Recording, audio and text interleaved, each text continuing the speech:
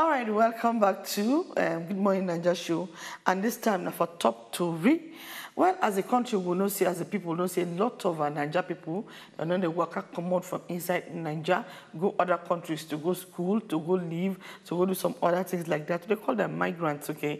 And then on top of this one, so like places for Obodo Yibo US, the other group will be say they are beside the indigent, where they most educated, where they pay, where they receive better salary, where they work well, than Nigerians, okay, get the majority of those, the most educated for inside that US. Well, beside that one too, a lot of them don't enter millions since 1990. They work out where we come out from inside we country, go live for other countries. And this morning, we want to see somebody there inside with us studio. We say he come arrange one kind of documentary thing concerning Nigeria people. We say they come out from inside we country to go live other country for inside country them. Well, he said the major way she do on top of this matter now South Nigerians ready for South Africa. And this morning we get Ronke Macaulay inside the studio.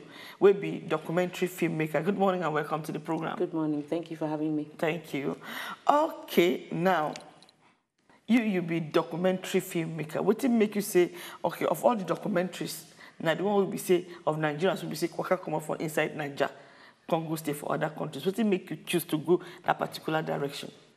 Well, I was born and raised most of my life in UK. Okay. So as a Nigerian abroad, I already began to see what some of the issues or the challenges that we have. Okay. And so that made me more open to investigating, you know, that area of our condition, so to speak, the Nigerian condition abroad. Okay. And so I began to visit South Africa on business and also on tourism. And I noticed that there's an issue there as well. You would think amongst Africans, we're going to be okay. But sadly, that was not the case. Okay. And so with the xenophobia attacks and all of that. Okay, so what may be the issues where you see, where they affect Nigerians and South Africa there? If you give us name some of the issues. Sure. Okay. Okay, starting from the airport. Or in fact, starting from the visa application, there's an issue. You know, as a Nigerian, you have to go through certain hurdles. You know, you want to go to South Africa, British passport, you walk in. Nigerian passport, you go through the whole visa challenge. You get to the airport, you're faced with questions. What are you doing here? And so on. It's like you're not welcome, you know. So I now found actually being in the country and mixing with Nigerians who are based there, that they have certain battles. They have the perception, which is quite negative. They have the stereotypes. And then you had the, you know, the peaks, what I would call the peaks of the xenophobia attacks, where Nigerians and other Africans were actually physically, you know, in some danger. Okay, what would be the reason? You know, if you know they can say this attack, they carry this attack on these people. What would be South African reason for carrying out these attacks on these fellow Africans who live with them? Well, according to the South Africans, you know, Nigerians and some other Africans are criminals, basically. That's what they're saying. These people come to our country to abuse it, and so we want to get rid of them. So that was one of the reasons. And you, where you don't live there, you think say this accusation is not true? I don't think so. Obviously, there's some Nigerians, you know, who participate in criminal acts, but that's not the majority. The Nigerians that I met in South Africa and the ones that I, you know, covered in the documentary, the people who are prepared to speak out, they're hardworking. They go in there and they make something out of nothing. They contribute to society, they add value.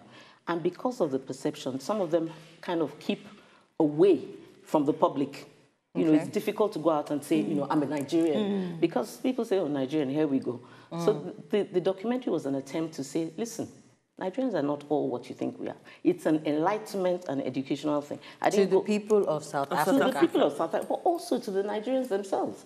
Because, you know, when you are constantly being under attack, you begin to see yourself as a problem.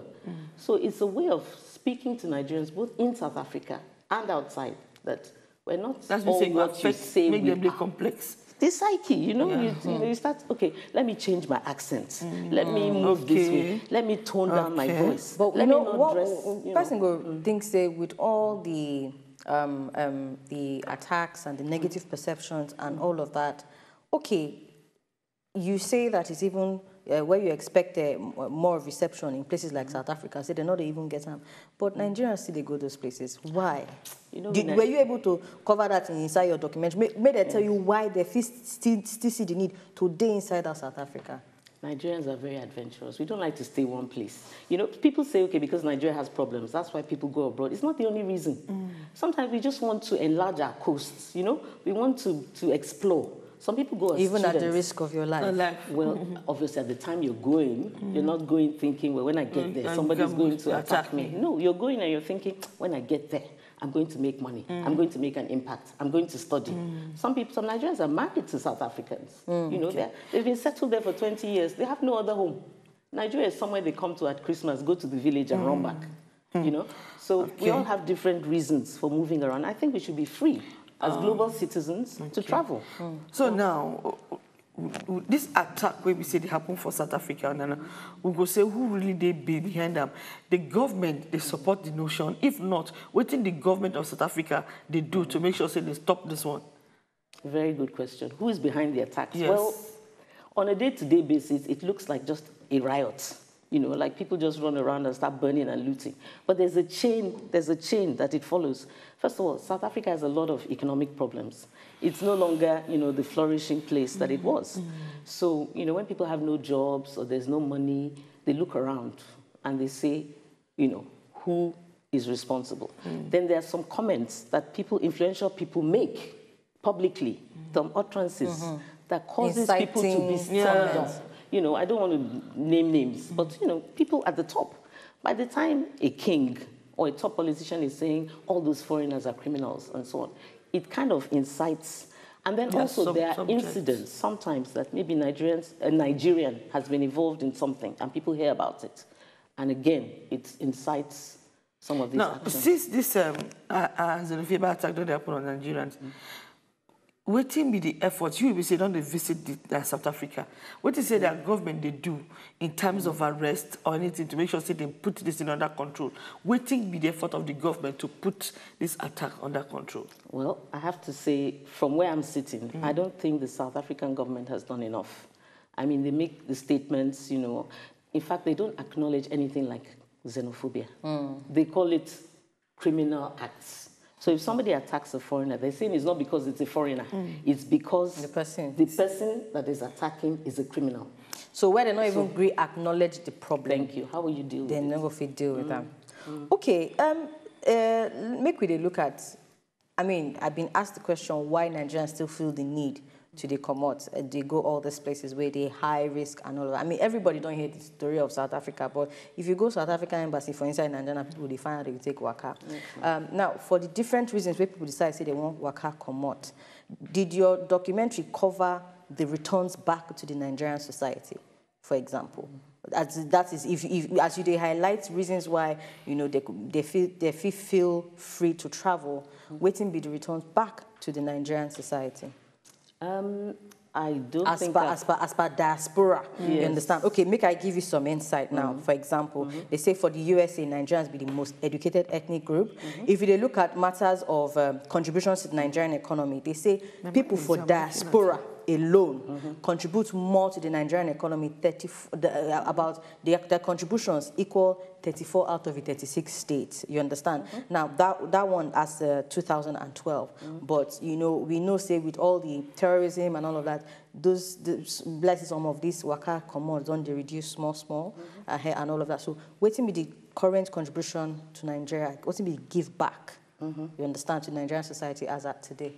Or was at the time of the documentary? From South Africa, generally speaking. No, you know, like I said, my background, you know, I lived in the UK for a long time. And I know that movement of funds and support and all of that. Nigerians in diaspora are absolutely vital to their people back home. You know. How? So, how? Raw cash. As in the amount of money that is, you know, repatriated back home. People make the money, they send it to their mom, their sister, whatever. You know, the support in terms of maybe there's somebody here who wants to improve their life. You need somebody over there, maybe to assist you with your visa application, to get you to come over as well. It's a very, very important resource for Nigeria. So we need to support those who are out there to say that, look, you know, they are actually helping our own economy. you know, and we need to support them and give them a platform that will allow them to flourish where they are. Okay. Yeah. Now, you don't enter South Africa. You grow up for Europe. What do you go to say, like the American countries and European countries, this kind of attack will be say they carry on like this. Though sometimes they feel no they okay with them, especially Nigerians, other people living in their country. But why you think say they feel behave the way these South Africans behave to Nigerians or other foreigners in their country when they need their place? So you're saying that the attacks only happen in South Africa? No, I said the attacks in South Africa is more. Is more. At least we see it online. So why it be say it no day like that for other countries against Nigerians and other foreigners who stay for their country? Well, I think the South African one is probably more publicized for some reason, because you do have, you know, other countries, some Far East countries, maybe like Malaysia, you know, places like that. We've heard of India too. Yes, India. These things are sporadic. I think the South African one, for some reason, is more painful to us because we're all fellow Africans. And then the idea that, you know, during the days of apartheid, yes, we Nigeria was supporting South Africa. You contributed their you know, it's painful. It's as though you're my brother. But for inside Africa, this thing is specific to South Africa alone, or it happen for other countries? Ghana? I haven't heard such in Ghana. Or you haven't heard? I haven't. I think there have been issues with the traders or something. I don't really know enough about the Ghanaian situation. But there have been occasional flare-ups. I think some Nigerian traders in Ghana at one time had some issues. You know, people were trying to stop them from selling their goods and all that. These things will happen even within a country, amongst tribes and regions. There can be these issues of, you know, you're a stranger, you're a foreigner, you're not part of us. And then I still want to ask you, though your own major documentary, you majored in South Africa, but as you grew up for Europe and all of that, you say it did happen, but South Africa and the many people resides. What if those things will be say all the attack or some kind of ill treatment will be say Nigerians and other foreigners they get for Europe will be said they publicize, if it mentioned this kind of thing? Well, I mean, I think probably about 10 years ago, there was a time when the people in UK did not want to see Nigerians at all. I mean, I was living there then, full time. And it was always, you know, Nigerians are criminals, Nigerians are drug pushers. So it's the same story. The same all over the place. You know, some people go say one thing. Say, you get as everybody around you go, they talk one thing about you. You go need to sit down, check yourself. So what be the areas where we ourselves as Nigerians need to check?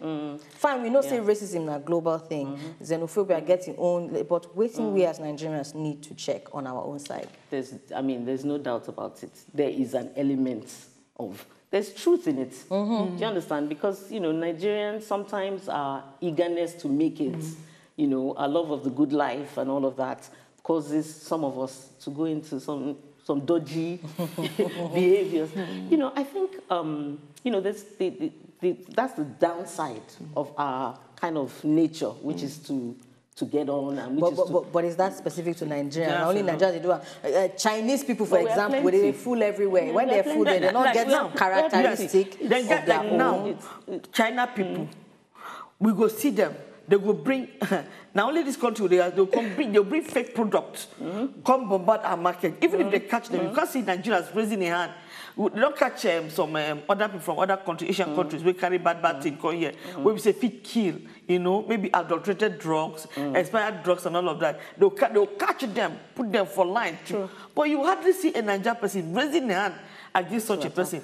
In fact, for Nigeria here, if you get foreigner, we say, do you bad thing? I don't respect them. We respect, yes, it's true. No, but I respect I think say that one, we go still check ourselves for that one. Now, the reason why we know they do those things, when you see person, we don't do bad thing for you, waka come from another country, can't do bad thing to you, and they still respect the person. I think say that one a complex problem. A complex worry. Need to check. Not be good thing at all. So now, okay, now good thing. These people, they do it for us. Of course. See, no matter the thing where they happen, you just need to, as human beings, you need to try not to enter extreme. If you do extreme mumu, na bad thing. If you do extreme reaction, na bad thing. You understand? So, not just the balance. But I think just something just day for our Nigerian system. We just they make us they stand out. You know, when we they stand out for good thing, we they stand out very well. I mean, take the example of the US where they say USA most educated ethnic groups than Nigerians. Of all the people they did there, the highest percent of bachelor degrees holder